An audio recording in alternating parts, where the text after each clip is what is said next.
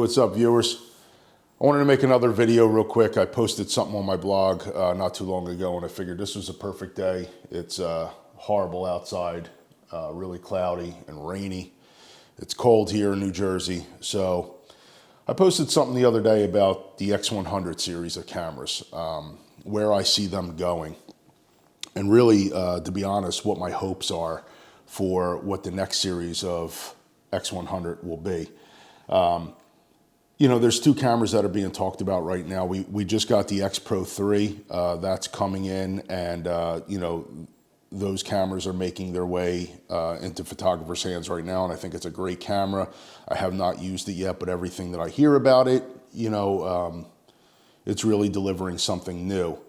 But with that being said, that to me, yes, it's geared towards street photography and more of a photographer's style camera.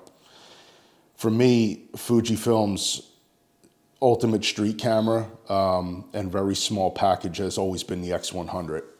I have the silver right here.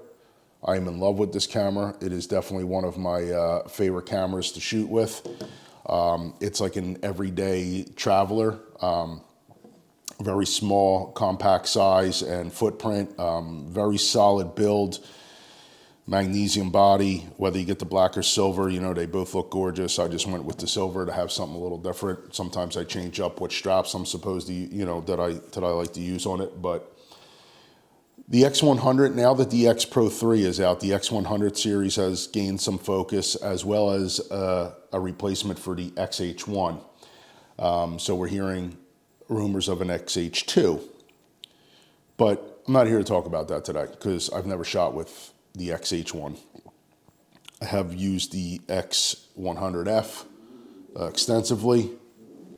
So for me, the X100 series has always been that camera that I use grab and go for street photography. When I'm going up to the city, Philadelphia, New York City, I usually always grab this. If I don't grab this, I grab my X Pro 2 with like an 18 millimeter, sometimes the 35 1.4 if I want a little bit more length. But you know, this, I've always been impressed with the files that come out of this. When I look back at some of my, you know, my images on Lightroom, and I'll go back, you know, a year or two, and I look and I'm like, man, I really like that image, the way that came out. And I go and check the file, and it's from my X100F. And, you know, I don't know why I should be astonished by that, because it's literally the same sensor that's in the X Pro 2 and in the XT2. But I just love that you can garnish such amazing results from such a small, compact little camera. But there are things that I would like to see differently about that. And I'm just going to refer to my computer here because I did, like I say, write all this up on a blog. You know, a lot of people like to pit this camera against a lot of different things. And one of them that they kind of always kind of compare it to is another awesome little camera, and that's the Ricoh GR3. The Ricoh GR3 is a fantastic camera, but I don't think it's fair to compare these two. And the only reason why I say that is, I mean, we're looking at the footprint here. You know, the Ricoh is definitely a lot smaller and minimalist in its design. You know, this year, you can take this out all day and you can shoot with this, and you're going to get passed off as an amateur, as a tourist, and nobody's going to pay attention to you, and you're going to look like a little, you know, just a guy out on the street pointing and shooting, you know, simple little snaps, which is great. It definitely has its benefit to do that, to not draw attention to yourself. But again, this camera has a lot of strong functions. It has sensor stabilization, which is definitely helpful, especially with a f2.8 lens. You know, it's not an f2, so it does help a lot. It's also great because it is pocketable. The X100F is hardly pocketable. Unless you have a huge sweatshirt or something like that to really stick it in, then, you know, especially if you're using this hood, which I do recommend you do. And the reason being is that, you know, the lens is a lot smaller, the footprint's smaller when you don't use a lens hood, but the problem is that if you scratch this, now you got to send your whole camera out for repair. So you can get away with it.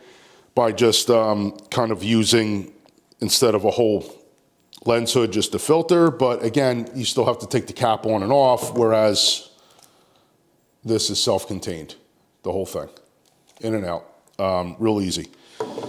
So I think they're two different cameras. This is trying to masquerade as a simple point and shoot camera, which it is, but it's got some serious functionality to it. So, you know, this is trying to be two different things in one. This is trying to be nothing else than a photographer's camera. This is a camera. External dials, your ISO button, your exposure comp, aperture, viewfinder. This looks like a camera. It's not trying to be anything else but a camera. And I think that this is Fujifilm's go-to street photographer's camera, weapon of choice. This thing is amazing. But the pros of this, like I said, I wrote some of this stuff down, so excuse me if I go off camera and refer to this, but external dials. So again, you can set up your camera before you even take the picture. You see something developing in front of you, you know, okay, you know, I want to stop that movement. I want to have my shutter speed up at, you know, 500th or 250. You know, I think I'm going to want to underexpose this scene a little bit by a stop or two. Whatever you want to do, oh, you know, I want to, you know, make sure that I have my focus, you know, my depth of field. Let me set that up to f8. You basically turn your camera on and you're ready to go. I mean, you can even set your ISO if you want to. I usually leave mine on one of the auto, you know, ISO parameters, but this is ready to shoot. The 24 megapixel X-Trans 3 sensor is probably, in my opinion, Fuji's best. The new sensor is gorgeous in its own right, but I do have a hard time dialing in colors the same way I did with my X-Trans 3. I do love the older sensor. I'm not mad that they're going to the new sensor, and I know that that's, you know, where things are going, but I do love the X-Trans 3 sensor. OVF, EVF with a diopter adjustment, awesome. 35 millimeter focal length, because it is a crop sensor. I think it's a great focal length. 35 millimeter has always been really one of my favorites. I do enjoy the 28 millimeter focal length as well, so the 18. And 35 is basically your 50 millimeter on these cameras. You can get a wide conversion lens and a telephoto conversion lens. I have not used the wide. I have used the telephoto, and to be honest with you, I really never use it. So, but I do own it. This has an internal 3-stop ND filter, which is awesome for creating dramatic effects, making sure you can shoot wide open in daylight if you don't want to start running into electronic shutter. So again, another awesome feature in this camera. You have classic chrome and you have acros, which are probably two of Fujifilm's most popular film simulations up until the X Pro 3, which delivered classic negative, which looks amazing. But again, JPEGs out of this are fantastic, and the ability to dial in your settings is another strong suit. Wi-Fi transfers, they work great. You can, you know, obviously use one of the JPEGs, the simulations, Wi-Fi transfer it right to your phone, and immediately post on, you know, any social media that you want to do. So it's kind of, again, you're out there in the city, you're taking some shots and you really want to get these shots up. You know, you download one of your JPEGs, upload it through the Fuji app, and the next thing you know, you're posting on Instagram while you're sitting, you know, having a coffee or a beer or something like that, and you're set to go. And again, it's like I said, it's a small footprint. This is not a big camera. I mean, I don't have huge hands, but I mean, this thing, it's small enough, and you know, this thing can travel all day with you. It does have some heft to it, but you know, again, people, like I say, they want to compare these two, but I believe that this has more of a comparison to, like, let's just say a Leica Q, because again, that's a fixed lensed system where it protrudes. It's not in and out like this. I think that would be more of a fair comparison. I have not tested that camera out yet. I have no interest in the Leica Q2. I think the megapixel count is way too high. I don't need 48 something megapixels. I am interested in the Leica Q. I will be evaluating one of them soon, and I will put it up against this as well as the X Pro 3. So definitely look forward to that review. But let me get on the cons, because there are cons to this camera. So let me just go down there. Like I said, it's not exactly pocketable. When you have this lens hood on, and it comes with a metal cap, which is gorgeous, but you know, I can get it in a sweatshirt pocket, no problem. But if I'm out and about, especially in summer, and I'm wearing just jeans and a t-shirt, no, you gotta kind of hold it somewhere. The f2 lens. f2 is awesome for letting in a lot of light. However, this f2 lens is a little soft wide open, especially close up. Now, there is a trick to that. Stop it down to about f4 and shoot close up, and it's razor sharp. But again, if you're trying to get some portraiture work, and so f2 can be a little spotty. I have heard reports that on the new X100 series of cameras, I don't know if they're going to call it the X100 Mark 5 or 5, or if they're going to call it the X200. We don't know yet. There's been a flip-flop back and forth on what they're going to do, but I have heard rumors of a new lens, so that's good. I hate this battery door cover. It seems so trivial, but this thing, I've talked about it numerous times. When I hold my camera up to shoot, I do end up using my pinky as support all the time, and no matter what I do, I seem to hit this little cover, and this is what I get all day long. This thing sticks out. You know, luckily we have the orange clip that holds our battery in, but I am so sick of this battery door. I just wish that they can just take this knob and stick it somewhere else, or almost give me the knob like the X Pro, the little latch like the X Pro series has, where you got to click it in and then it flips open. Because this little thing, like I said, all day long, when I have my pinky finger under here supporting the camera, because, you know, the grip, it's not great. I can't get all my hands on top of this thing. I usually shoot it like this, and I hit it all the time. Like I said, right back into that, not the best grip. It's kind of flat. I mean, it's similar to like a Leica. You know, there's a little hump there, but there is nothing on the back for you to grab onto. This is flat. Not even like the X Pro series where you have a little, you know, hump, or even the XE3 where you have a little notch where the Q menu is. This is flat. There's nothing there. There's no weather sealing. Come on, guys. Your Fujifilm, this is Fujifilm's probably their strongest street camera, and you don't weather seal it, you gotta weather seal this thing. And this is debatable and it's subjective, but for me, and this is my video, I want a flip out screen.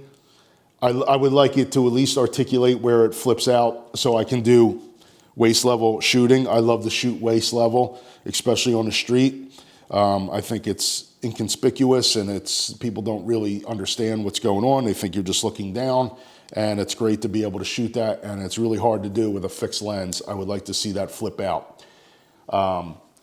So now, I realize that these are my pros and cons. They're not everybody's, but that's just some of the things that I've learned through shooting with this camera over the years.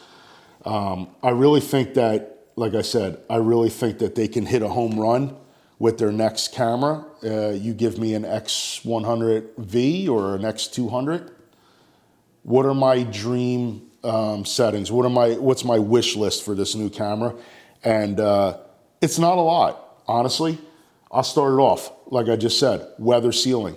You're giving me a street camera, which you know is gonna be hitting the streets in all different settings.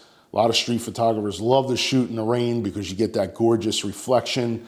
You get the colors start popping after it rains. When everything's wet on the concrete, you just get amazing results. So make it weather sealable. It shouldn't be that hard to do, guys.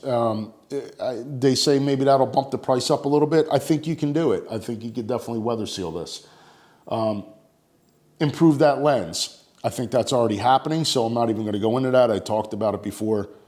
I would love to see this in an 18 millimeter f2.